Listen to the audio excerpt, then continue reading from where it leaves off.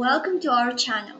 In this video, we're talking about chess games of Napoleon Bonaparte. You may know this guy from your history class. He was a French military leader and the Emperor of France at the beginning of the 19th century. We're going to talk about 3 beautiful and short games, and after that, I would really love to hear your opinion about his chess level. In the first game, Napoleon played against Madame de Remusot with black pieces.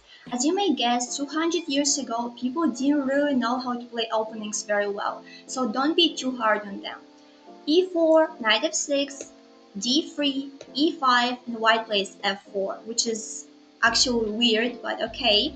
Knight c6, pawn takes, knight c3, and black played knight f to g4. That's when Napoleon started acting crazily. He's been very aggressive.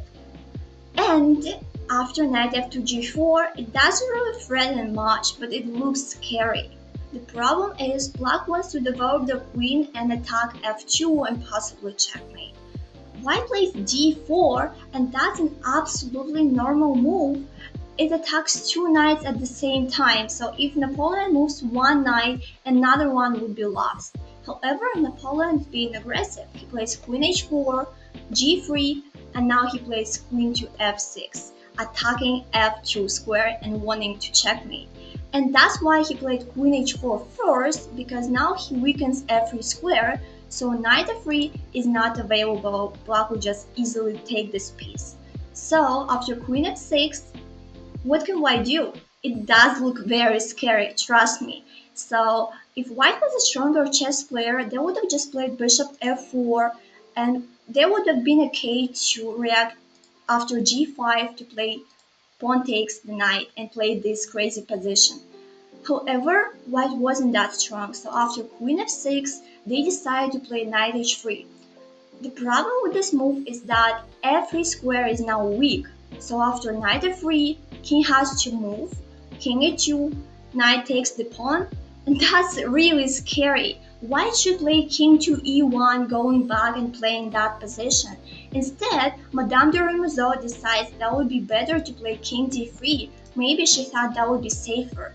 However, Napoleon plays knight to e5, sacrificing his knight on d4. And after king takes, he has a forced mate in 3 moves, and I really want you to pause this video and find it. So he plays bishop c5, and after king takes, queen b6, king d5, and queen d6, checkmate. The second game he played against the same woman 2 years later, and that's mind-blowing how this game was exactly the same but with white pieces. So let's take a look at it. He started with his knight, and then he moved his second knight. You may notice that Napoleon really loved his knights. And he plays e4. Madame de Remusot plays f5 again, and here, instead of taking on f5 and playing that position, Napoleon decides to make a random move like h3 that could be useful in the future. I suppose he thought this way. And he allows her to take the pawn on e4. And after she takes, he takes back, knight c6, he plays knight f to g5 again, having the exact same threats 2 years later. And once again she plays d5, attacking 2 knights, and after queen h5 she plays g6, after queen f3, once again she had better defenses, but she played knight h6. Once again, in the exact same manner, Napoleon checkmates her. He starts with knight f6, and once again it wasn't forced. She could just go back with her king, but she goes forward, king to d6, knight e4, king to d5, and now bishop c4. And after that, the checkmate comes.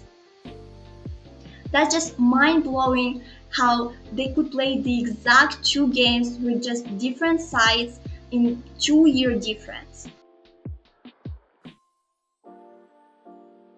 In the last recorded game, Napoleon played with white pieces against a French general, Henri Gatien Bertrand, just 1 year before his death.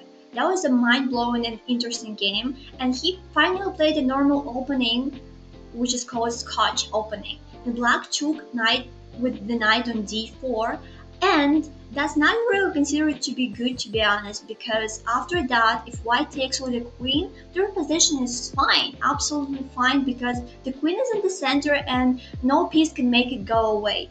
Pushing pawns to attack the queen will just weaken the pawn structure.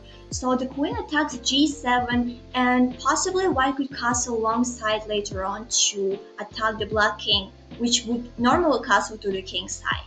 However, Napoleon decided to play some sort of a Scotch gambit. He plays bishop c4, and after that, black already makes a mistake. They play bishop to c5, and can you find why it was a mistake? Napoleon didn't find it, but he could have played bishop to f7. If he did, after king takes, queen h5, he could gain the piece back, and the black king loses a chance to castle. However, instead he decided to play pawn to c3, attacking the pawn on d4, queen to e7, attacking e4, but it's not scary, so Napoleon just castles. If black takes on e4, rook e1, and black will just lose the queen. So instead, after castle, black plays queen to e5, and that's weird because black moves their queen for the second time in the opening, and that's not good. So Napoleon decides to attack at f4, which looks reasonable. After pawn takes, that's a check, king goes away, and black decides to take on b2, so they sacrifice their queen to get another queen. It's not really that wise, because if white just takes, and after black promotes, the black queen on a1 will be helpless, and white will just simply attack, and they will be very good at it.